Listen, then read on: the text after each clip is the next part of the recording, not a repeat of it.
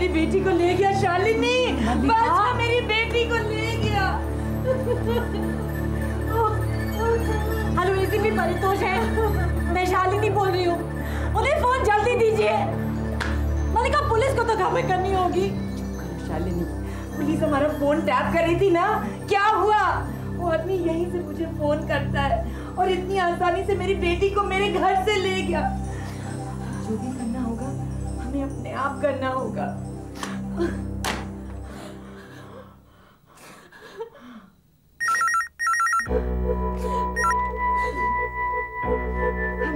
हाँ miss Anees, ACP Paritosh है।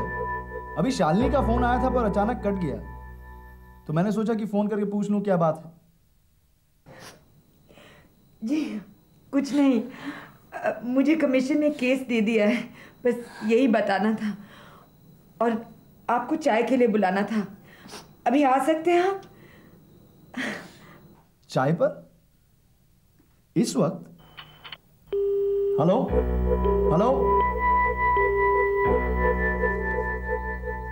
चाय पर 12:30 बजे?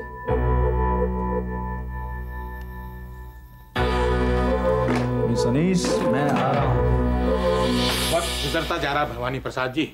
प्रेस इस केस को और मल्लिका को आसमान पर चढ़ा रहा है। अगर पॉपुलैरिटी बहुत बढ़ने के बाद ये केस मल्लिका से मेरे नाम ट्रांसफर होता है तो लोगों को शक हो सकता है। अब क्या करें एमके साहब, जितनी मजबूत सेठ है उतने मजबूत उसके सपोर्टर भी। अब उनको तोड़ना इतना आसान तो है नहीं। देखिए एमके साहब, आप अपनी तरफ से भी कुछ करिए ना। हो सके तो एक बार फिर बात करके देखिए सेठ से। नहीं, मैं इतना नहीं झुक सकता। अगर करुणा को मेरा साथ देना होता तो वो पहले ही दे देती। ये माधव कहाँ रह गया? मैंने उसे कहा है कि वो मेरी मीटिंग्स में साथ रहा करे।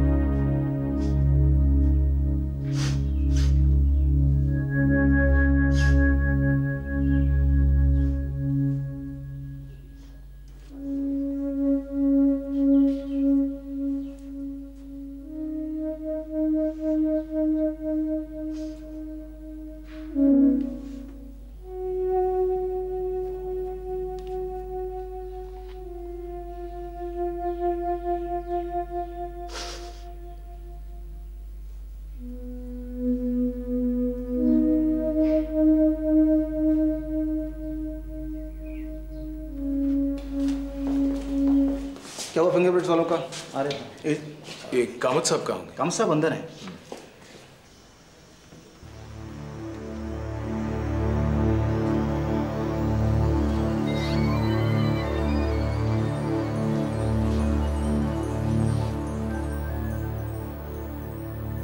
I'm sorry कामत साहब, आपका फोन मिलते ही मैं निकल पड़ा।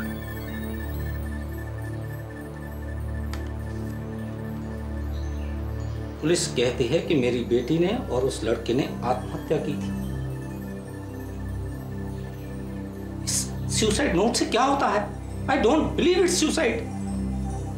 नंदिता मरी नहीं है, उसे मारा गया, मारा। कामत साहब हिम्मत रखिए, सब ठीक हो जाएगा। क्या ठीक हो जाएगा? मैंने आपको झूठे दिलासे देने के लिए नहीं बुलाया था।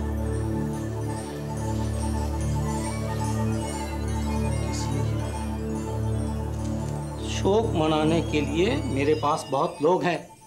मैंने आपको शोक मनाने के लिए नहीं बुलाया था, मैंने आपको बुलाया था कुछ सोचने और प्लान करने के लिए। पहले उसने मेरी बेटी को अपने जाल में फंसाया और फिर मजबूर किया ये सब करने के लिए। बर्बाद कर दूंगा मैं उन्हें, बर्बाद कर दूंगा मैं उन्हें और उनके खानदान को। कुछ समझ रहे हैं आप? है कोई तरीका? जिस तरह से उस जिमी के बच्चे ने मुझसे मेरे जीने का मकसद जीना है, मैं उसके घर वालों का जीना हराम कर दूंगा। वो लड़का भी इस दुनिया में नहीं। जिस तरह आपने अपनी बेटी खोई, किसी ने अपना बेटा भी खोया है। सुसाइड नोट भी मिल चुका है। I'm really sorry, but कुछ नहीं हो सकता। ये सुसाइड नोट, मौजूद गवाह, पोस्टमार्टम की रिपोर्ट, अगर इन्हीं सब बातों की बिना पर मुझे केस लड़ना होता तो मैं किसी भी वकील को कर सकता था मिस्टर सूरी। मेरी बेटी मरी है, सुन रहे हैं आप? मेरी बेटी मरी है। चुप नहीं रहूंगा मैं। रास्ता निकालना पड़ेगा आपको कोई। मुझे बदला चाहिए, बदला।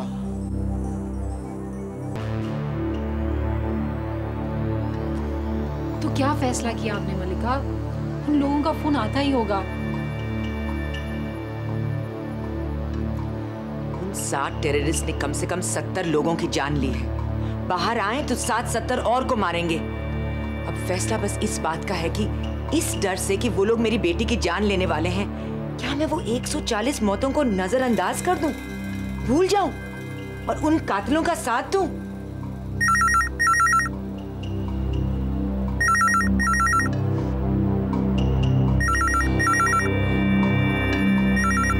हेलो हेलो, जनीज एसीपी परितोष है। बोलिए एसीपी साहब, कुछ शहर के बारे में। परितोष जी, ऐसी खबरें फोन पे नहीं दी जाती हैं। यहाँ हम लोग इतने परेशान हैं और आप हैं कि हर आधे घंटे बाद फोन करके ये कह रहे हैं कि कुछ पता ही नहीं चला। अरे why don't you just come and explain the situation to us here? देखिए शालिनी, मैं आप आ रहे हैं या नहीं? ओके ओके, मैं आ रहा हूँ। That's better, see you then. लगता है अपने बेडरूम में मिर्ची का पौधा लगा कर रखती हैं। सुबह नींद से उठी, तोड़ी एक मिर्च और डाली मुंह में।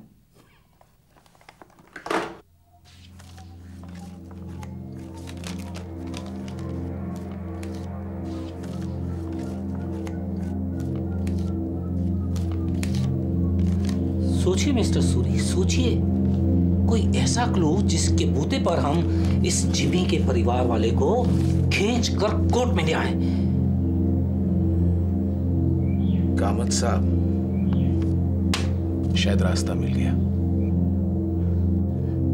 क्या करेंगे आप? वो आप मुझ पर छोड़ दीजिए। मैं जैसा कहता हूं आप वैसा करते जाइए। अच्छा मिस्टर कामत, मैं चलता हूं। मुझे कुछ जरूरी छानबीन करनी है, और अगर मेरा शक सही निकला तो दोपहर तक मुझे एप्लीकेशन फाइल करनी पड़े। एप्लीकेशन? किस लिए? उस लड़के जिमी सैमुअल के अंतिम संस्कार पर स्टे ऑर्डर दिलवाने के लिए।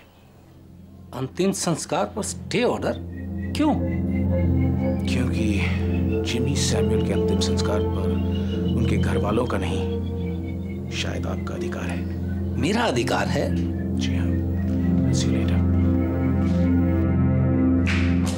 मुझे कौन से उल्टे सीधे केस में पब्लिक प्रोसिक्यूटर बना दिया है। सच कहूँ, इस वक्त मेरा सारा ध्यान शहर पर है। डोंट वरी, तलाश जारी है और कोई ना कोई सुराग जरूर मिलेगा। पर उन लोगों ने अभी तक कोई कांटेक्ट भी नहीं किया, कोई मैसेज भी नहीं छोड़ा है। शालिनी, वो बहुत शातिर खिलाड़ी हैं। वो जानते हैं कि उनका फोन टैप हो रहा है, इसलिए अब वो तुम्हें किसी और तरीके से कांटेक्ट करेंगे। एंड मैं तुम्हारे ऑफिस के आसपास अपने लोग प्लेन क्लोज में खड़े कर दिए। आप मलिका के कांटेक्ट में रहिएगा प्लीज। डोंट वरी, मैं वहीं जाऊँ। And all the best for the case. Thank you.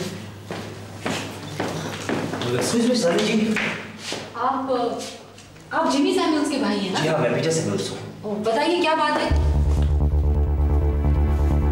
Your honour, मेरा एक सीधा सा सवाल है कि जिमी सैमुअल के फ्यूनरल पे स्टे ऑर्डर क्यों लगवाया गया है? योर लॉर्डशिप, जिमी सैमुअल का इस दुनिया में उसके बड़े भाई के अलावा और कोई नहीं है, और वो भाई उसके फ्यूनरल पे, उसकी मौत पे ठीक से रो भी नहीं पाया है, क्योंकि पिछले 2 दिनों से वो इसी भागदौड़ में लगा हुआ है कि ये स्टे ऑर्डर किसने लगवाया है और क्यों। मिस्टर सूरी, ये फ्यूनरल पर स्टे ऑर्डर क्यों लगवाया गया है? What are you trying to prove? That this is a murder? No, Your Honor, बिल्कुल नहीं। हम सब जानते हैं ये सुसाइड ही है। सुसाइड नोट मिल चुका है और वो रिवॉल्वर भी मिल चुकी है जिससे उन दोनों ने आत्महत्या की। लेकिन योर ऑनर, कुछ ऐसा भी है जो हम सब, well, correction, your honour, suicide note के अलावा और क्या हो सकता है जिसे नहीं जानकर हम लोग बहुत बड़ी भूल कर रहे हैं? अब नंदिता या जिमी ने कोई वसीयत तो बनाकर छोड़ी नहीं होगी ना? कमाल है, कभी कभी सच्चाई खुद अपना रास्ता बना लेती है। जाने अनजाने सही वक्त और सही जगह पर दुनिया के सामने आ ही जाती है। मेरा सब कुछ है तुम्हारा, तन हो, मन हो या हो मेरा सूनापन, मेरा सब कुछ है तुम्हारा, मेरा सब कुछ है तुम्हारा। Objection your honour. Mister Suri, please come here immediately.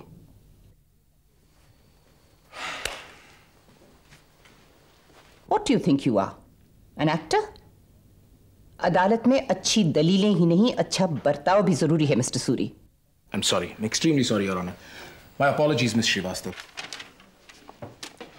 Your Honor, मेरे पास एक चिट्ठी है जो मैं पढ़ना चाहूंगा with your permission. March 1992. With your permission, may I proceed?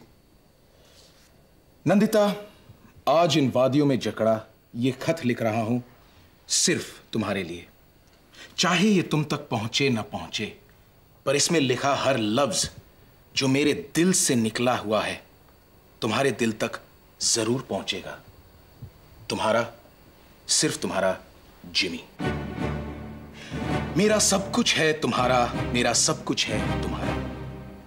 तन हो, मन हो या हो मेरा सूनापन, मेरा सब कुछ है तुम्हारा, मेरा सब कुछ है तुम्हारा।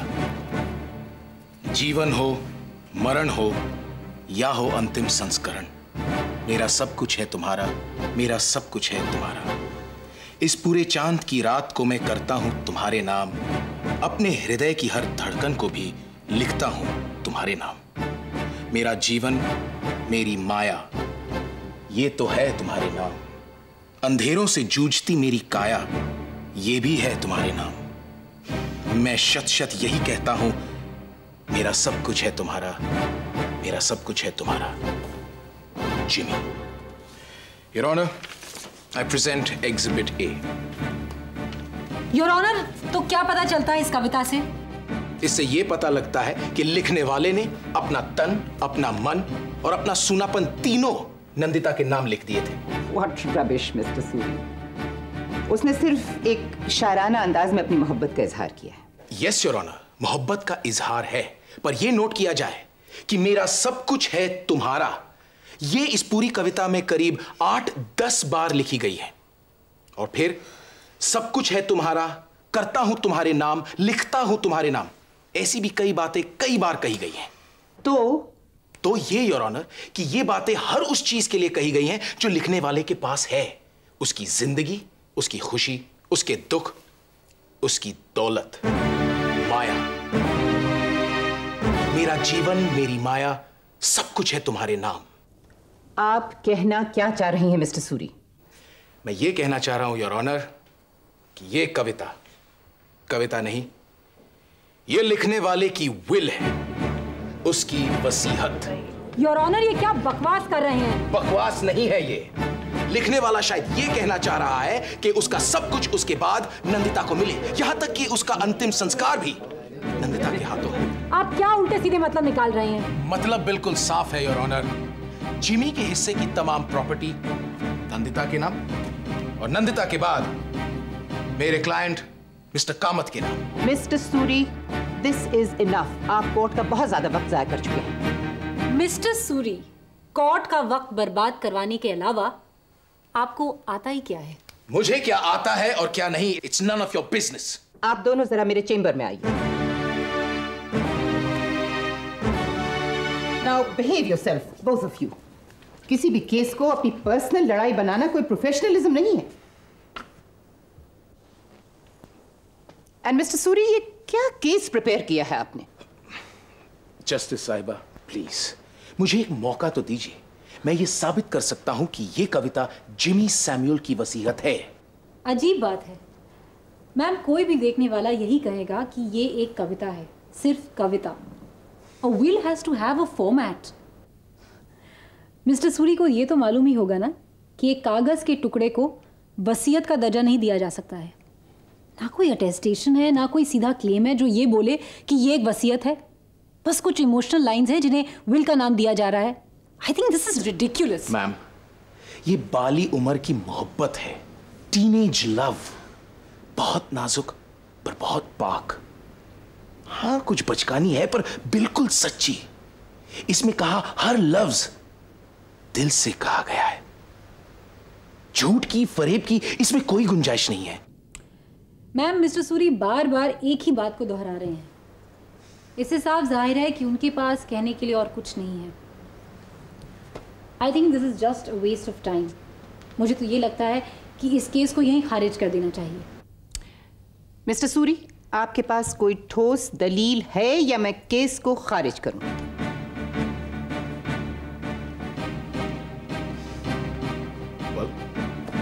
ऑलराइट योर ऑनर, अब मैं ठोस दलीलें, ठोस सबूत और ठोस गवाही पेश करूंगा।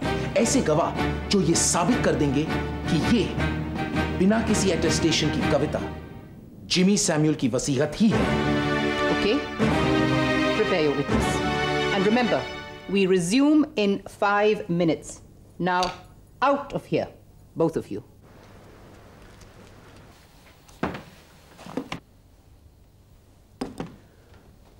आपका नाम?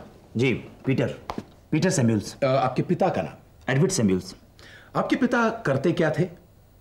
हमारे खेत और बगीचे। हमारे नहीं, उनके, आपके पिता के। वेल, जो पापा का था वो सब मेरा ही तो है। आपका ही या आपका और आपके भाई जिमी दोनों का? बिल्कुल सही, मेरे और मेरे भाई जिमी दोनों का। तो इस हिसाब से जिमी के हिस्से कितनी जायदाद आती है? अंदाजन बता सकते हैं? तकरीबन 8-10 खेत, जिसकी कीमत रही होगी करोड़ों में। करोड़ों में।